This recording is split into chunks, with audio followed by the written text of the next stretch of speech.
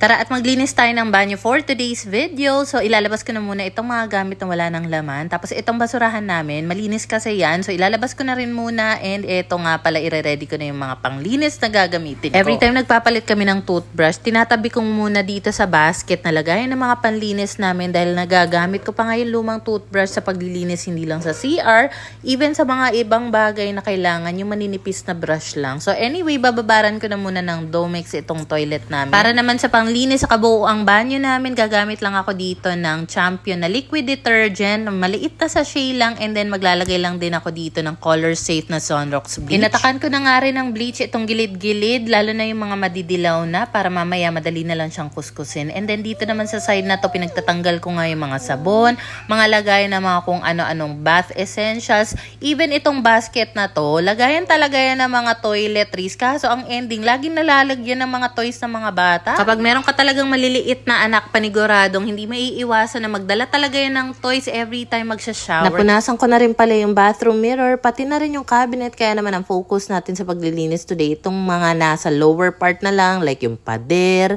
itong floor, toilet, lahat ng mga lagay ng sabon, toiletries, balde, tabo, at sink. Pinagkukuskus ko na nga dito yung lagayan namin ng sabon kasi madalas talaga kumakapit dyan yung mga bar soap, kaya naman matindihang kuskusan ang gagawin ko dyan. Simula nang bumukod kami 1 year ago, eto na pala yung balde at tabo na ginagamit namin, and dahil na rin siguro sa quality ng tubig na meron kami dito, ayan, medyo naninilaw na nga siya at medyo mahirap na rin linisin. Even itong stool na ginagamit namin, hindi maiwasan talaga na manilaw siya, especially dito sa pinakapaa niya at saka sa ilalim. Kapag ganito ang general cleaning sa banyo ang ginagawa ko, minimum talaga 1 hour ang nauubos sa paglilinis ko lang dito kasi gusto ko talaga halos lahat ng pwede kong kuskusin, malinisan, magawa ko para at least talaga makita ko na maayos at malinis nga siya. Anyway, meron pala kaming cabinet dito sa banyo na nagawan ko ng maraming content before kasi ang dami nagtatanong yan, and merong mga nagsasabi na mga ngalawang daw siya and hindi recommended sa banyo.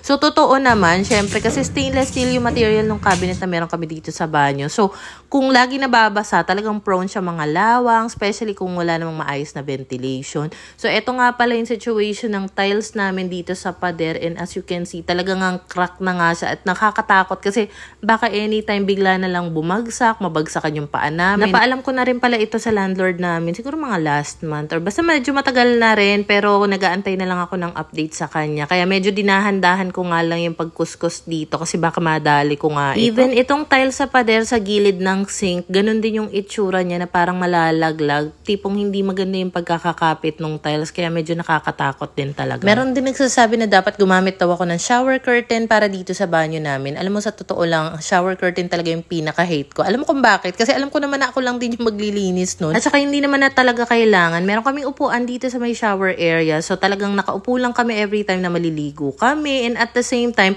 meron kaming floor mop na ginagamit dito from Lucayupin. Meron kasing side doon sa floor mop na yun na para siyang squeegee.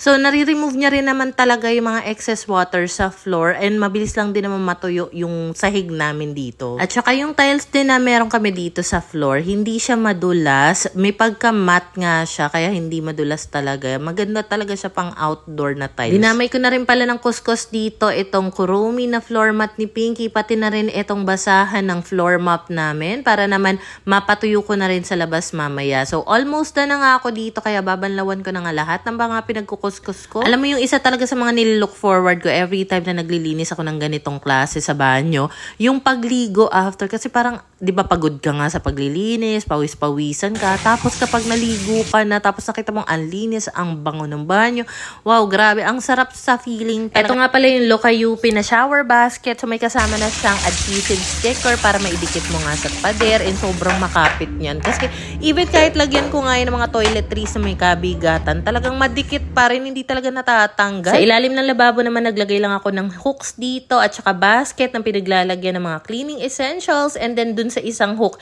dito ko naman sinasabit yung gloves para at least natutuyo siya ng maayos para ready na gamitin next time. Dito naman sa lababo, hindi pwedeng walang sabon panghugas ng kamay, at dito ko na rin nilagay yung mga toothbrush, pati na rin yung mga toothpaste namin. Hindi ko pa rin talaga ma-let go itong bathtub na ginagamit ng mga anak ko kasi may mga times talaga na gustong-gusto nila nagbababad lang dito, tapos Nagdadala nga sila ng toys, naglalaro ng tubig. So, eto nga pala yung nabanggit ko kanina. Lokayupin din yung brand itong floor brush. So, aside sa brush, kasi 2-in-1 siya. So, ayan nga yung kabilang side, meron siyang pangtuyo ng floor. Kaya natatanggal niya yung excess water dito sa floor namin. Kailangan rin talaga may plastic itong basurahan namin kasi madalas ang mga natatapon dyan, maliban sa mga tissue, mga diaper ng mga anak ko, para mas madali na lang i-dispose. Ayan, at finally, natapos na rin ako maglinis dito sa banyo after an hour. Yes, inabot ako ng more than an hour. Mukha lang talagang mabilis kasi most of the time, naka-timelapse nga yung ginawa ko dito sa video na to at hindi pwedeng wala kaming tissue dito sa banyo. Gamit na gamit ko talaga yung tissue kaya hindi pwedeng mawala ng tissue dito sa banyo namin. At ayan, nakahanga lang siya para space saver. Magpapalit na rin ako ng mga toothbrush namin and dito nga pala sa cabinet nakalagay yung mga stocks ng toiletries namin and meron akong bagong mga biling toothbrush dito